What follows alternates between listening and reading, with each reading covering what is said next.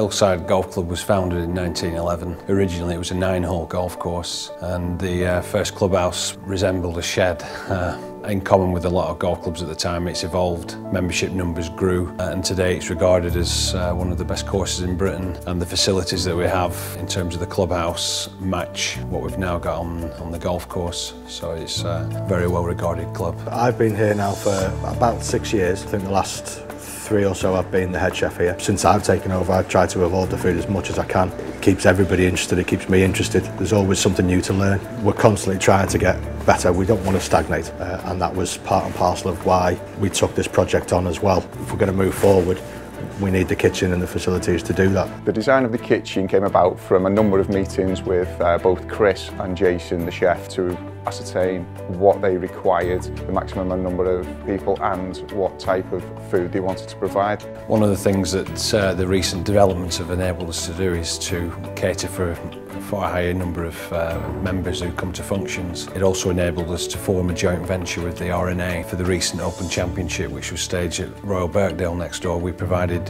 an official hospitality for their clients. Obviously having the kitchen that is able to deliver that number of covers, without that really we couldn't have had that partnership. The main sort of focus for the whole project was look to the future, so that's what we've done. We've increased the space in the dining room. The dining room's been fully refurbed. The old kitchen was very, very poorly designed. Everybody was falling over each other. It was a gas kitchen with very poor ventilation. We provide a whole range of catering options for members. Day to day would tend to be bar snacks, you know, sandwiches, burgers, fish and chips. Any formal dinners or lunches that we have would use the upstairs facilities, and that can be anything from sort of banqueting 3 or 4 courses up to a fine dining situation. So we're fortunate that we've got 1, the chefs, but 2, the facilities to deliver the whole package really.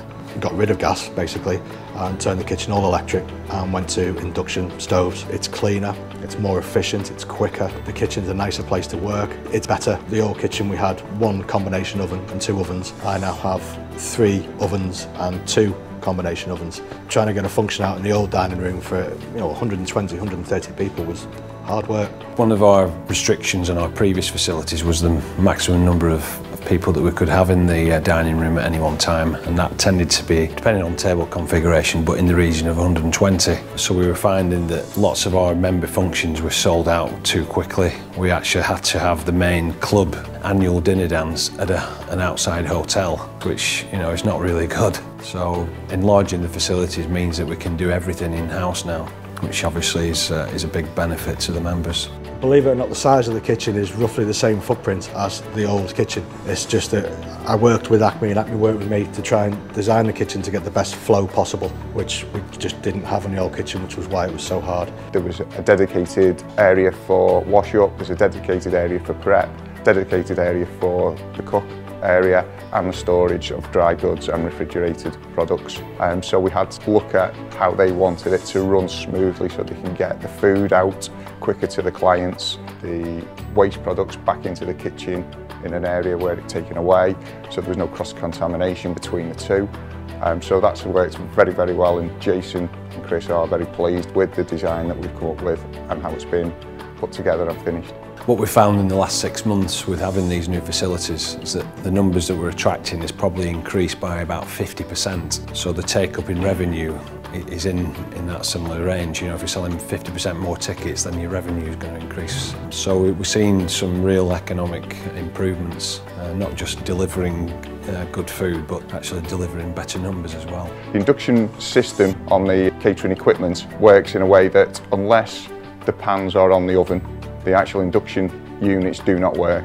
So there's no heat generated in the general kitchen area, reduces heat in the kitchen, which reduces the contamination in the kitchen as well, being that it's electric, which also means that we could reduce the size of the ventilation system in there, which again assists with the running costs. Hillside has quite a long track record of working with Acme. I think the relationship's probably in the region of 20 years old now. The last phase, which was the major phase, was a real challenge because we wanted to keep in use our old kitchen for as long as possible, because what we had to try and do is maintain the clubhouse for the members. We didn't have the facility to shut the place down for 6 months. I've used Acme in various other sites that I've worked in the past. I've always found them to be pretty good. If I ever moved to another job and they were having a refurb, Acme would be certainly one of the first port to call. I think the general feedback we've had has been extremely positive, particularly from visitors that have used the facilities. They're, very, very impressed.